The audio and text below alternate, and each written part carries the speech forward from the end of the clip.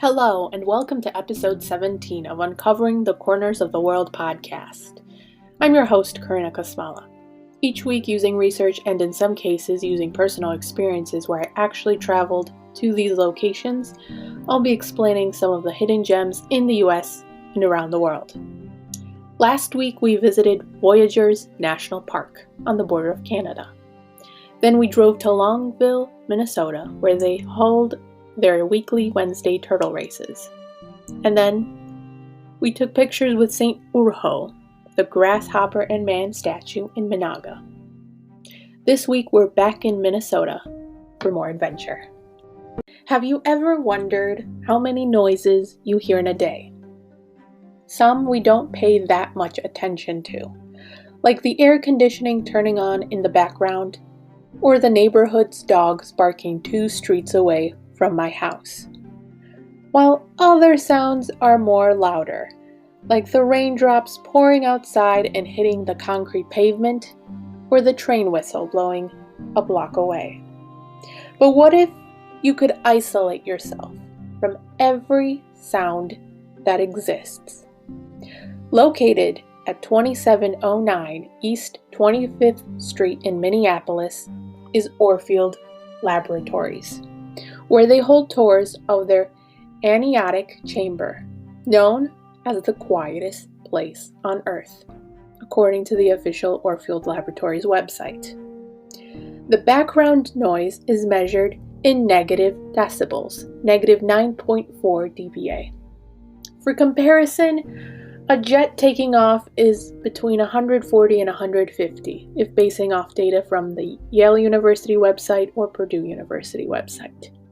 A vacuum cleaner is 75 decibels, and a whisper is 25 decibels. It is even mentioned in the Smithsonian magazine that the longest a person was able to withstand in the chamber was 45 minutes. But after 30 minutes, you won't be able to stand because you depend on the sounds to help position yourself when walking. This room helps test out products for companies. The laboratory offers tours and the Orfield Challenge to test out how long you'll be able to sit in the chamber. Next, we travel to the Cadillac of Mines, a half-mile underground, under 2,300 feet of solid rock, into Minnesota's first iron ore mine, as mentioned by the Minnesota Department of Natural Resources website. At 1302 McKinley Park Road, Soudan, Minnesota, is Lake Vermilion-Soudan Underground Mine State Park. Miners worked in the ore mine from 1892 until 1962, when it closed because it was cheaper to get ore from the Mesabi Range compared to the Soudan mine. The ore from the Soudan mine was used for steel, which was then used for furnaces because the ore was made from high oxygen content. Yet the history of mining started way before 1892, roughly 4000 BC, by Native Americans. Years later, in 1884, the first group that mined included Captain Elijah Morcombe. In the 1890s, the mining process from above ground mining changed to underground mining, and that's where the mine got the title, the Cadillac of Mines. The rock, or bedrock, forming the Soudan mine was also mixed in with other materials, like zinc, gold, lead, silver, copper, and nickel, according to the Minnesota Department of Natural Resources website. Today, the mine is home to 10,000 to 15,000 bats, making it Minnesota's largest hibernating bat colony, in a mine that is 51 degrees Fahrenheit. There are different tours offered that visitors can take, which includes the underground tour that is 1.5 hours long and includes stepping into a cage-like structure and traveling a half-mile down into the mine and finding specifically the meaning behind the Cadillac of Mines name. The walking drift tour is similar, except that it is 2 hours long and lets you step into the shoes, not literal shoes, of a miner to see the tools that they used and how their work conditions look like.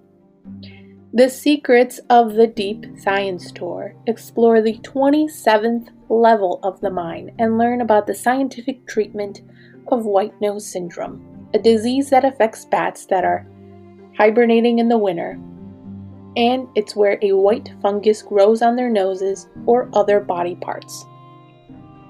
There are also above-ground buildings that can be explored, like the Tower Mine Pit, which was the previous method from getting ore, and it was also by hand, until they transitioned to underground mining, where they realized that the ore was nested deeper in the ground.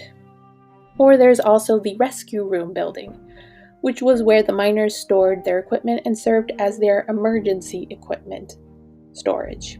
Besides the bats in the park, you can also find loons, owls, northern songbirds, and hawks. There's also picnicking, camping, fishing, boating, and hiking in the park.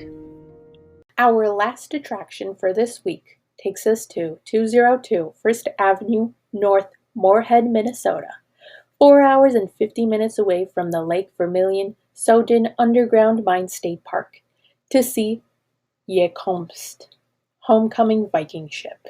Quietest means homecoming in Norwegian, and was used to honor the ancestors of Robert Asp. Robert Asp considered himself a descendant of the Vikings and Norwegian immigrants.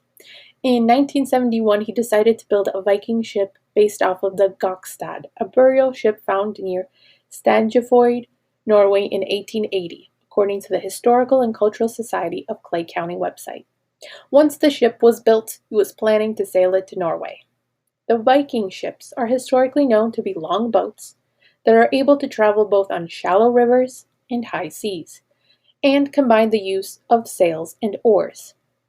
The Viking ship used over 100 trees, more than Asp initially thought it would take. He thought it would only need 15 oak trees. The construction of the Viking ship took place in a vacant potato warehouse that was bought by Asp and converted into the Hawley shipyard. The process of building the ship took long until it was completed in 1980 and made its public appearance. The boat took part in a christening 3-day ceremony in Hawley to help raise money for the journey to Norway. It was until August 9, 1980 that the ship was set in the Duluth harbor, while in 1982 Asp and his crew members sailed from Duluth to Norway. In 1981, the ship was in the Minneapolis Institute of Arts. The Quietest Viking ship website offers a virtual tour of the ship and explains more of the history of the ship. The ship that is displayed in the Quietest Center in the Viking Ship Park in the city of Moorhead. Thank you for listening to this week's episode. Make sure you subscribe to this podcast wherever you get your podcasts, and tune in next week as we explore more hidden attractions in the U.S.